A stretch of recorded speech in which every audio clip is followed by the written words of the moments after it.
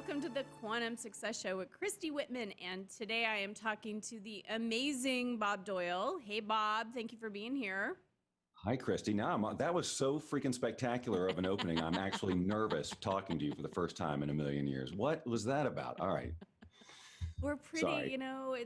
we're the real deal here. I can see that, and I'm all intimidated, and I'm going to have to take a deep breath.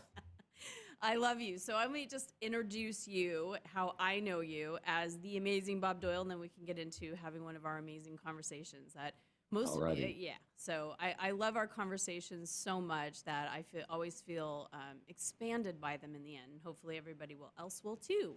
So I learned about Bob Doyle. I think you and I we go back and forth about what year this actually was, but I think it was 12 years ago. I had my book, Perfect Pictures, on a campaign to market on Amazon. And during that time, we were encouraged to find people that were online and that could give away free gifts and things of value, for anybody that buys the book. And so I met you because you were one of those people. And you had me on your show, and you were, just doing amazing in internet marketing when a lot of people weren't. You were very leading edge. And so I remember about a year and a half later, I'm watching the movie The Secret. I had a coach. She sent me this movie. She's like, you have to watch it. And I'm watching it, and I see Esther Hicks, and there's Abraham, and I'm getting complete chills, and I'm seeing some people I know. But then I see Bob Doyle, and I was like, oh my God, Bob, that's so awesome. And so that goober is in The Secret? What? They'll put anybody in there. Right. Well, that's the low bar. No, so and so you and I just became fast friends, and we've promoted each other's work, and we've done just tons of social stuff together, and have so much fun. And you're truly one of my, dearest friends, and I just respect you. You're one of those people that really do walk your talk, and I just have fun with you. So that's how I know you, Bob Doyle. And oh God, the picture, the time we met when we were taking the kids to Australia, and we stopped in LA, and we had lunch with you, and Alex drew you a picture on the. Yes, good times. So that's the picture they're looking at. So, Bob. No way. All right, cool. Mm-hmm. Yeah, what were you going to say? No, I was incredulous that was the picture they were looking at. Yes, it is. So I love you so much. I want you to share your word. We're doing these series for the Quantum Success book and talking about all the different principles that actually help people align with that quantum field so that they're tapping into something so much bigger than themselves. And it's not just one thing. It's not visualize. It's not just surrender. There's things that we need to adapt and do. And so for you, I would love for you to share what it is for you. Wow. Okay. So one of the things that I think about this every day, especially these days, as my message about the law of attraction, making it work, quote unquote, for people has changed. I've really seen, I think, a different level of understanding about what the heck this is all about, and how simple it can be. And it's really, and this is so, it's said a million times. This isn't, believe me, this is not going to go, what? Be yourself, but be yourself. Because because I coach so many people, and I know that you have too, you really start to see how much people have shaped who they're being in the world into the expectations of other people. Right.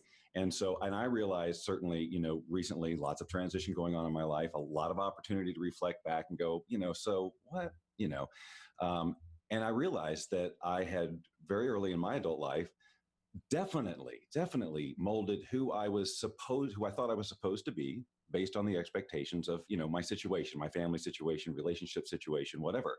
It didn't occur to me, right, that I didn't have to do that I could have been like really who I was. But I think in my own personal circumstances, I was sort of, thrust into a situation. I did the best I could, as we all do. But I'm also realizing that it's never too late to start that and to really tune in. Now it can be difficult to tune into, well, what is that? Because we've gotten so off path, but that's now the nature of the work that I'm doing with people, more than just teaching them law of attraction or whatever. It's that essence of, who do you want to be in that vision? Forget the stuff, forget the money and the cars and all of the outer. what is this? Who do you want to be? Because then everything takes care of itself. Then all your vision that comes, your intuition works better. Everything works better if you just honor who you are, knowing, of course, that you may ruffle some feathers along the way, but it's about, the quality of living your life. Well, let's talk about that, because I think that's a fear, that someone, when they start doing personal development or start healing or any of those things, that they're going to lose everything. They're going to lose who they are. They're going to lose their family. They're going to lose something. Can you speak to that? Well, it really, each one of those things that you said that they were afraid of losing has a different meaning around loss.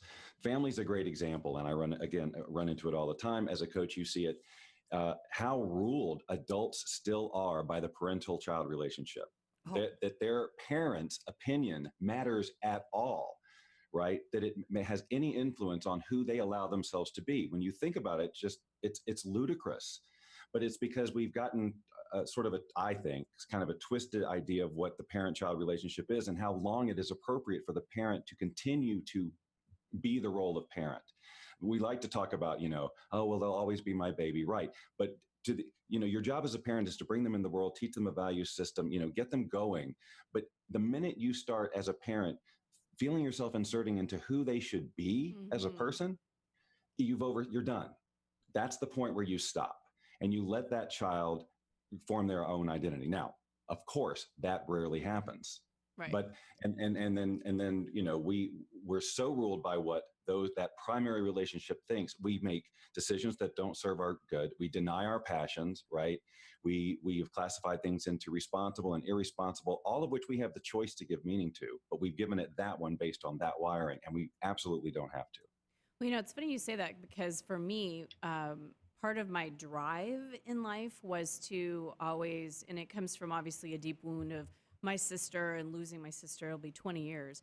And so it was always like, I felt like I had to make up for my sister and the pain that she caused my parents. So it was like, I just need to be better and do better and, make them proud.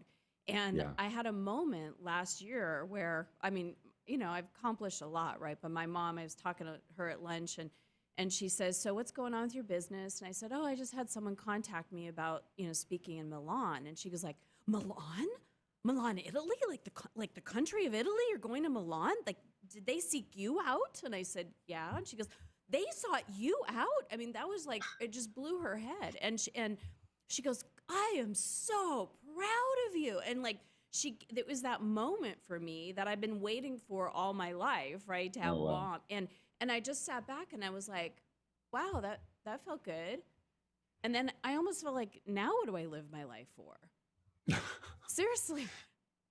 And then my dad, even, this just happened recently. I had Luis Gonzalez in the studio. My dad's a huge Arizona guy. He, knows all the players. He's tried and true to the Diamondbacks and the Cardinals. And so he saw that interview, and I got this text from my dad. He just gushed and gushed. It was like complete just approval. And after that, it felt really good. And then I'm like, wow, I don't have to live my life based on somebody else's approval anymore, because I got the two that I wanted or felt I needed, and it wasn't actually what I needed anyway. It wasn't. And of course, you never did have to. You never had to. No. But we do. And so really, if we can help people unhook as coaching, because I've done more coaching in the past year and a half, and the most rewarding coaching that I've ever done in my career. And if we can help people unhook from that kind of stuff, that is whatever it is that's limiting their idea or their value in who they are and what they have to contribute, if we focus on that rather than even helping them create their vision, because they're stuck sometimes. They're stuck and it's not making sense, and they can't lock into the feeling, and it's because they don't even know who they are yet, right? Or who, and they can decide that. By the way, you get to choose. There's an essence of who you are, but you can make it look like however you want. You can be outrageously different today than you were yesterday, just to try it on. You've got this opportunity of life. You can do it now. The only reason you don't is because you're worried about how everybody else is going to respond. If that wasn't an issue, of course, you'd try it on. You'd do the most outrageous stuff if you thought you weren't being judged. Yeah. So if you can unhook from caring about that, it can absolutely change your life. Absolutely. But we've been programmed, boom, boom, boom, boom, right? There's bushwhacks. Yeah. There's times where we decided we chose, and this perfect word, because when you do choose, it's like you're not coming from a victim place. You're not coming from like, this is a role, this is what you should do, this is what you have to. When you look at the space that in this moment, what do I choose? What would feel good for me? Should, instead of shoulding on myself or have to or ought to or any of those things, what do I feel like doing? What would feel good to me now? Yeah. And your life is literally a different space of freedom. But that can be amazingly hard for people, stunningly Absolutely. difficult to get an idea of what do they even want anymore, and who am I? And it's so many layers of Agreed. stuff that people have put on you and the meaning that you've created that you really you don't even see that you can change it. But we have our entire experience of reality is based on what we're making it mean. We've defined all of it. We've believed a lot of people. We've taken on truths and all of this, but every single one of us experiences reality differently, Yes. and we can choose it. We really can choose it. Absolutely. And you can heal from it if it feels limiting. If it does feel limiting in any way, that's not the truth of who you are or the truth of the reality of what's potential and possible. So if you feel limited or constricted in any way, that's something that needs to be released, because there is no limitation other than this polar place that we live, right? There are things that are limiting, like our time, right? People try to spend and spend and spend and over excess. I mean, we have to limit ourselves in some way in that, you know what I mean? Because then it's excessive and then it takes it to the extreme. So there are some things that we want to as a human being. We don't want to eat sugar all day long. I mean, so we need to self-regulate. Speak for yourself. That's a pretty blanket statement, I must Well, you know say. what I mean. We don't want to sit around and eat cotton candy all day. Wouldn't it be good for our health? Well, no, not cotton candy, but there are certain dark chocolates I could probably go a whole day.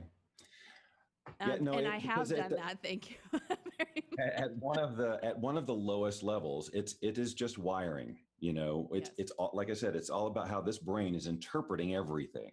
So it's wiring, and we've gotten wired, and we know from just basic neuroscience that we can rewire. We've seen it in our own lives. We've changed our minds about things. We've changed habits about it. We have done it, and we can always do it. So if our experience of reality isn't pleasing to us, if we're not interpreting it well, and we have become a person who isn't interpreting it well, what would a person look like? Who would you be being if you could interpret it in a really positive way, where abundance is easy, where love is everywhere, and where you don't have to stress every single day about every little thing? What would that even look and feel like? Because I'm telling you, you can rewire yourself so that is exactly how you experience reality. So I'm going to ask a question. Yeah, that's the. How do you go about it? Someone like a guy named Rob, my producer, he's just the sweetest. You would absolutely love him. He is so curious and so eager. And so when he hears me talking to someone like you, he's like, but how? How? Like, he wants to know the how. How does Bob do that? So what do you do in a situation like that when you find yourself limited? I do it like, I'll go. I do it like everybody can do it. Look, the basic fundamental part of this is that we as human beings were constructed to be reality creation machines. We have our imagination, we have our visualization, we have our emotional response, which creates this vibration, which makes it all happen, right? So, and we have these passions, these interests. We've been created with that, and that's how we've labeled them: passions and interests and stuff. So the fact that we can visualize things that aren't even there yet, that's a gift, that's a tool, that's not an accident. It's there for us to create, right? That's how we create. And so, and when we do it, we have emotional responses, right? So if we tap into if we start to create with our imagination, just through simple visualization, just sitting down and being quiet, putting on whatever music inspires you, whatever, tapping into that feeling that you want to feel. If you're not clear on what it is, just what's the contrast to what you're feeling right now? What do you think abundance feels like? A lot of people go, well, I've never been that. How can I feel it? You have some idea, and the word has screwed you up. It's just a better feeling than this. Instead of feeling like everything. So the point is, I could go on and on about this, but create a vision and sit in it and really allow yourself to move into that feeling and just try it on and go, wow, allow yourself to have that good feeling. your ego is going to want to not want to let you. It's going to say, you can't have that. Don't even feel this. It'll be too painful. This is a big joke. All that stuff. Just just know that that's an automatic response that's always going to happen, because your ego is designed to keep you where you are. So if you try to expand your comfort zone, of course it's going to come up. Just see it for what it is. It's just an energetic response, and then allow yourself to get into that feeling. Because if you don't do that, you won't even know why you. It all takes action. And when you get stuck in action, you have to tap into, why am I doing this? What is that feeling? And that feeling has to be pretty awesome if you're going to move past comfort zone. So getting clear on all of that up front is the most important thing. And you can do that starting right now. It's just using your imagination. That's it.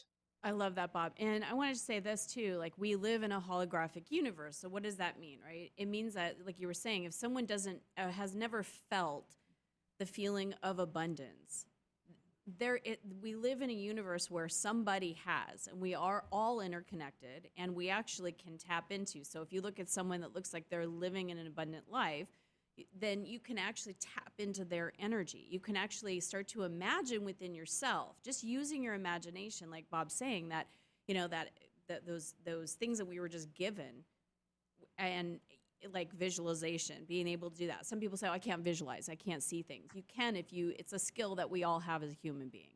It's just a practice. Some of us have shut it down. Some of us have opened it up and became a skill. But when you are in that place of just imagining what it would be like to feel the way you want to feel, you also have to understand that there was probably a point in your life when you felt that, but you block yourself from feeling it because you associated something bad with it. So maybe you're excited and then bam, something happens. So you never let yourself get too excited anymore, because that's the energy block, because you're protecting yourself out of self-protection. So what Bob's talking about, when you get into that place of say you want to feel abundance, right? Allow yourself to slow down enough and meditate and take some time. And it doesn't have to be like 3 hours. It could be like 10 minutes, right, Bob? How long would you suggest? Look, I'll take any time. I'll take 1 minute. If it's just, sometimes I'm feeling tired of a day, and it's just like, a minute of nice deep breathing and getting still is very beneficial. But if you can do 3, if you can do 5, 10, whatever you can do, and not worrying about, am I doing it right? Right. That sticks so many people. Am I visualizing right? Am I doing the law of attraction right? Am I meditating right? That's just your ego judging and assessing. Just do. There is no right or wrong when it comes to trying to center yourself. Because in the just trying to figure it out, you'll have a moment of like, oh, that's what it feels like. But you have to do it. You have to put yourself in a place of just being able to sit back and receive, right? Yeah. And don't rush it, and don't judge yourself harshly. Just understand, you've been wired. It's how you are, how frantic, how chaotic your brain is. Totally normal. Happens to every single person. And as you start to slow it down, it's going to feel like freaking impossible. But you just keep doing it. Absolutely. Love you, Bob. You're awesome. Love you. You're awesome. Thank you. Any last words that you want to share? Or last words? That sounds dismal. Well, How grim. What? I thought this was supposed to motivate people. And that's why I love you. Do you have any final words for the time that we've been on this interview? Is that better? Is that better? Rewatch it right now. Do you want to share where they can find you? Any information that you want to talk about? Any final, wisdoms for the day? Well, you can go to boundlessliving.com. That's sort of like where my stuff lives. If you want to talk about coaching, you go to boundlessliving.com/private coaching. There's the Bob Doyle Show. You could go to bobdoyleshow.com for everything else Bob Doyle in the world. But, I think that should cover some things. Thank you, Bob. I appreciate you being on the show. Sure. Awesome. My pleasure, as always. Let me know what you're taking away. I would love to know the pearls of wisdom. And even if you can just commit to 1 minute a day, just to allow yourself to be received and allow yourself to receive that divine in you, you will see a difference in your life. Have an amazing week, everybody.